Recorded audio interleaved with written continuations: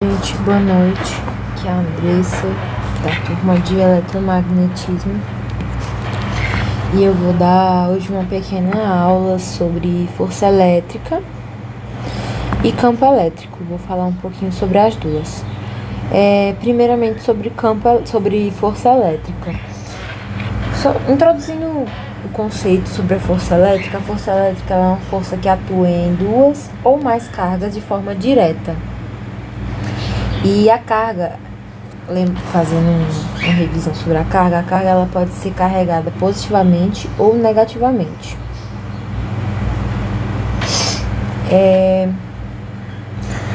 A força entre essas cargas ela vai ocorrer quando os campos elétricos gerados por elas têm uma interação, quando eles interagem.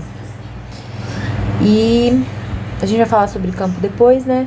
E ela pode ser calculada pela lei de Coulomb, onde a força ela vai ser inversamente proporcional à distância e diretamente proporcional às cargas. Ou seja, quanto mais eu aumento a distância, menor a minha força é. E quanto mais eu aumento a minha carga, maior vai ser a minha força. Então a força ela vai ser descrita pelo quê? A força ela é igual à constante eletrostática, que vai ser 1 sobre 4πε0 vezes a carga 1, a carga 2, dividido pela distância ao quadrado, e isso tudo na direção de R, porque a força ela é uma grandeza vetorial. Então, ela tem orientação de direção, sentido e intensidade, onde a direção ela vai ser paralela às cargas. A gente vai ter aqui uma fotinha, ela vai ser paralela às cargas, e vai ser o sentido pode ser atrativo ou repulsivo, a depender do valor das cargas. Por exemplo, nesse caso, quando eu tenho uma carga positiva e uma carga negativa, minha força vai ser atrativa. E quando eu tenho uma carga negativa com negativa, eu tenho força repulsiva, e positiva eu tenho força repulsiva. Então, a gente sabe que a força ela tem um sentido, uma direção e uma intensidade. E essa intensidade que ela vai ser calculada pela lei de Coulomb. Agora falando um pouco sobre campo elétrico. O campo elétrico ele é um campo vetorial que é usado para medir a influência de uma carga elétrica sobre os seus arredores. A gente vai ter um negócio que são as linhas de campo, que vai ser mais ou menos, vou explicar mais ou menos sobre a influência de uma carga sobre os seus arredores. Por exemplo, quando uma carga é negativa, a gente sabe que suas linhas de campo são entrando em direção à carga, e quando a carga ela é positiva, as linhas são saindo. Nisso, a gente sabe também, entrando logo aqui na parte da carga, a gente pode perceber, eu fiz aqui uma demarcação em amarelo e botei um ponto aqui em amarelo também. A gente percebe que quanto mais próximo da carga, maior vai ser a força naquele ponto. Ou seja, a gente consegue ver aqui que quanto mais perto da carga ele tá, maior é a densidade de linhas de campo que vai ter nela. Então, quanto mais próximo da carga, maior vai ser a força nele. O campo ele vai ser uma grandeza física vetorial que mede o módulo da força elétrica sobre uma carga geradora de campo. Como é que a gente vai calcular isso? Para determinar o campo de uma carga de uma distância R, só trocar aqui a caneta, a gente pode colocar uma carga de prova nesse ponto. No caso, vamos ver aqui, por exemplo, uma carga Q. A gente coloca uma carga de prova nesse ponto aqui, que é uma pequena carga. E a gente vai utilizar a lei de Coulomb para calcular. O que é que a lei de Coulomb diz? A lei de Coulomb diz que a força é igual a 1 sobre 4πε0 vezes Q vezes Q0. No caso, essa bichinha aqui, Q0. Essa carguinha aqui vai ser o Q0 sobre a distância ao quadrado. E o que é que a fórmula do campo elétrico diz? Ela diz que vai ser, o campo elétrico vai ser dado pelo módulo da força sobre uma carga Q0. Então, se a gente aplicar uma fórmula dentro da outra, a gente vai ter que o campo elétrico vai ser igual a 1 sobre 4 π epsilon 0 vezes o Q vai sumir, o Q0, e vai ficar só Q sobre R ao quadrado, na direção de R. Porque vai ser a força que... Não é a força, é o campo elétrico gerado dessa carga Q aqui. Aqui eu já tinha até escrito a fórmula do campo, para calcular o campo. Mas enfim, finaliza nisso aqui. Só para fazer uma recapitulação sobre força e campo, a gente vai ter que a força, ela precisa de pelo menos 2 corpos para existir, porque ela vai ser uma força que ela age de uma carga diretamente na outra, uma força que é de uma carga diretamente em outra. E o campo, ele só precisa de uma carga para existir, ele vai existir independentemente de carga de prova ou não, porque o campo, ele é um conceito bem abstrato, porque a gente só consegue saber que ele existe quando ele é calculado. Aí tem até aqui uma frase que eu tirei do Griffiths, que eu achei super poético, para colocar, que é: eu não posso dizer o que é um campo, apenas sei como calculá-lo e o que ele pode fazer por você depois de calculado. E depois que a gente calcula o campo, a gente consegue aplicar força quando relacionado em outras cargas, né? E agora, saindo da força e entrando mais pro campo, a gente vai falar um pouco sobre campo elétrico produzido por linhas de carga. Quando a gente fala sobre o campo elétrico, a gente primeiro sabe que o campo elétrico ele pode ser formado por uma ou mais cargas, né? E aí a gente vai ter um somatório de todas essas cargas que formam um campo total. Mas se a gente tiver uma distribuição contínua, em distribuição de forma igual durante toda uma superfície ou sobre uma linha, um comprimento, um volume, a gente vai falar sobre uma coisa chamada densidade de carga. Que quando a gente fala sobre distribuição contínua de carga, é conveniente a gente expressar a carga de um objeto em termos de densidade de carga. E a densidade de carga, ela vai mensurar a quantidade de carga que eu tenho por comprimento, ou por área, ou por volume. E aí eu posso ter 3 tipos de densidade. Eu posso ter a densidade linear, a densidade superficial e a densidade volumétrica de carga. A densidade linear, ela vai ser representada por lambda. Ela vai ser a diferenciação entre carga e espaço. Ou seja, eu tenho aqui uma linha e eu quero calcular a quantidade de carga em um determinado espaço. Então, como eu calculo? Vai ser a quantidade de carga por espaço que eu vou ter naquela linha. Isso vai ser chamado de densidade linear de carga, representado por lambda. Quando eu tenho uma superfície, vai ser representado por sigma, e a gente vai ter vai ser a distribuição de carga por área daquela superfície. E quando eu tenho a densidade volumétrica de carga, a gente vai ser representado por ρ, que vai ser a quantidade de carga, até apaguei aqui o que? Vai ser a quantidade de carga por volume daquele espaço que a gente quer calcular. Agora, continuando falando sobre o campo elétrico produzido por linhas de carga, a gente vai falar sobre o campo elétrico produzido por um anel.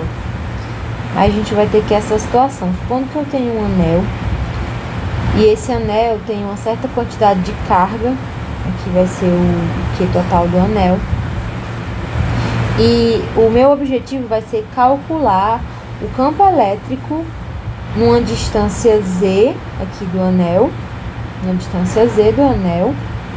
que está centrada no eixo desse anel. Aí eu quero saber quanto é que vai valer o campo elétrico nessa distância. Como que eu posso fazer? Eu posso pegar aqui uma fração de espaço do anel. Aí isso aqui vai ser o que? Vai ser uma fração de espaço. E essa fração de espaço, ela vai ter uma densidade de carga, como a gente havia falado. Esse elemento aqui sozinho, ele vai gerar um campo elétrico nesse ponto P, né? E aí, esse campo que vai ser gerado nesse ponto P vai ser chamado de DE. E DE tem uma magnitude, aí a gente vai aplicar a fórmula do campo. O DE ele vai ter uma magnitude de 1 sobre 4πε0, como a gente já havia visto, vezes o dq, que é a quantidade de carga que vai ter nesse ponto, dq sobre r ao quadrado, que é essa distância que o nosso ponto que a gente pegou como parâmetro vai estar do ponto P. Vale ressaltar também que o dq aqui, ele é tão pequeno, porque ele é só uma fraçãozinha do anel, ele é tão pequeno que ele se comporta quase como que uma carga. Desse modo, a gente sabe que como a gente tem um anel, a gente vai ter uma densidade linear de carga. E quando a gente fala de densidade linear, a gente está falando do lambda.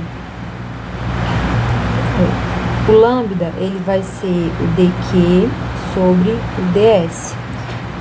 Então, o nosso dq que a gente quer calcular aqui vai ser dq é igual a lambda vezes ds. E o que é o nosso lambda? Considerando que a gente tem uma distribuição uniforme de carga, a gente vai ter que o lambda, ele também é o mesmo que a carga total, aquela que a gente colocou aqui no começo, vou até diminuir esse nome. Ele vai ser a carga total sobre o tamanho total do anel.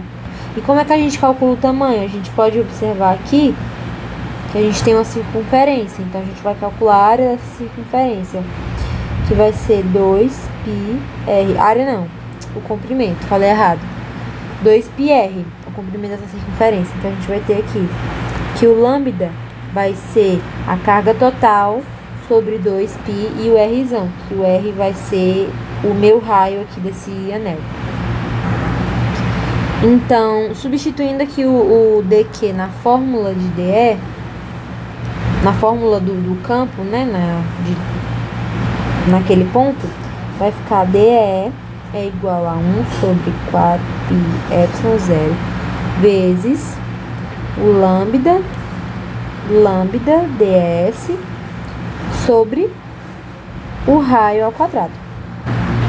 Agora, como a gente sabe que é um anel, a gente pode considerar que esse pequeno espacinho aqui, que vai ser o ds, ele vai estar distribuído em todo o anel. Então, como que a gente vai fazer para calcular o campo total no ponto P? Vai ser uma integral de todos esses vai ser integral não, vai ser uma soma de todos esses DE, que a gente vai calcular usando integral. Então, o que a gente pode observar aqui? Esse DE, ele vai ter duas componentes. Vai ter uma componente em direção de Z e uma componente em direção de horizontal. Então, uma componente em direção de Z. Mas a gente pode perceber aqui que as componentes horizontais desse campo vão se cancelar. Porque se a gente tem aqui o DE, ele vai ter uma componente vertical e uma horizontal, uma em direção de Z e uma em direção de X. Aí a gente vai ter que a horizontal sempre vai se cancelar, porque se a gente pegar uma carga aqui, por exemplo,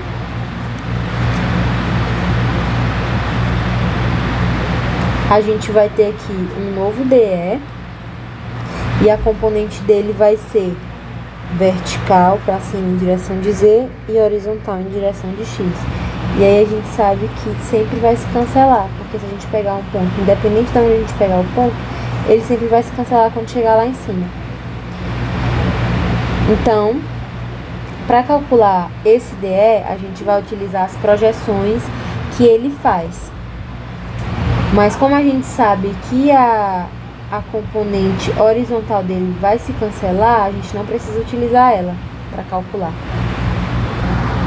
Então, o que é que a gente pode obter daqui? A gente sabe que o nosso campo, ele vai ser, o nosso DE, ele vai estar na projeção dessa componente Z aqui. E como é que a gente vai saber qual é a projeção dele? A gente sabe aqui que vai ser um cosseno. Por quê? Porque a gente pode aplicar aqui os ângulos, supondo que aqui tem um ângulo θ, aqui em cima também vai ter um ângulo θ, porque os ângulos vão ser iguais. Então a gente vai ter que o nosso DE vai ser igual a DE cosseno de θ. O nosso cosseno de θ vai valer, o nosso cosseno de θ vai valer Z sobre Rzinho, que é essa distância aqui. Então, o que é que a gente sabe agora? A gente sabe que o DE tem que ser multiplicado pela projeção no cosseno. Então, a gente vai multiplicar aqui vezes o cosseno de θ. Pronto, agora quem é esse ds? O ds, ele vai ser igual ao R d θ, porque ele vai ser aqui, ó, a variação do dθ dando a volta completa. Então, o que é que a gente pode tirar daqui? A gente sabe que o campo, ele vai ser a integral de dE vezes cosseno de θ. E aí, como é que a gente pode fazer isso aqui? Quem é o cosseno de θ? A gente já substitui aqui, Z sobre o Rzinho. E aí, aplicando lá, fazendo as multiplicações, vai ficar lambda Z sobre 4πε0 vezes ds, quem é o ds é o R dθ sobre o Rzinho ao cubo. Aí como é que a gente faz aqui? A gente sabe que o DE vezes cosseno θ é igual ao campo. Então a gente integra aqui dos dois lados para a gente achar o campo. O campo, ele vai ser igual. Quando a gente tira a integral desse valor aqui em relação a dθ, a gente consegue tirar o lambda z, que é uma constante, 4πε0, que também é uma constante. Consegue tirar também o Rzão sobre o Rzinho ao cubo, que também são constantes. E o único que vai ser aplicado na integral vai ser o dθ, variando de 2π, de 0 a 2π. Aplicando a integral aqui, a gente vai ter o campo, vai ser lambda z, 4πε0, vezes o R. E aqui vai ficar 2π menos 0, porque a integral de dθ vai ser o próprio θ, então o θ vai ser aqui, θ vai variar de 2π, de 0 a 2π, então vai ficar somente 2π. Colocando ele para fora da integral, vai ficar 2π Rzão sobre R ao cubo. A gente consegue cortar aqui o π, o 4 com 2, e vai ficar o Ezão, substituindo o lambda que a gente encontrou lá em cima. A gente vai ter aqui também, que é o Q total sobre 2πr vezes o Z sobre o 2, vou ficar 2, né? 2ε0 vezes Rzão sobre Rzinho ao cubo. Rzinho ao cubo. Aí, quem aqui é o Rzinho? A gente pode descobrir quem é esse Rzinho aqui, que é a distância do ponto aqui para o ponto P. No Rzinho, a gente pode perceber aqui que isso aqui vai ser um triângulo retângulo. E aí, aqui tem 90 graus. E a gente pode ver aqui que é o hipotenuso, o Z e o R. Então, a gente pode dizer que o R ao quadrado é igual a Z ao quadrado mais Rzão ao quadrado. E aí, isso aqui, o Rzinho vai valer Z ao quadrado mais Rzão ao quadrado, isso tudo elevado a 1 meio. Como ele tá ao cubo ali, ele vai ficar 3 meios. A gente só faz substituir, aqui eu já substituí. Só faz substituir aqui na fórmula.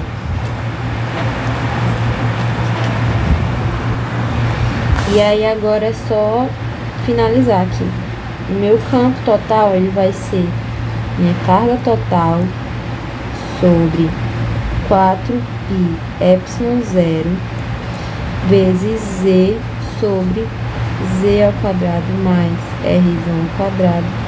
Tudo isso elevado a 3 meios.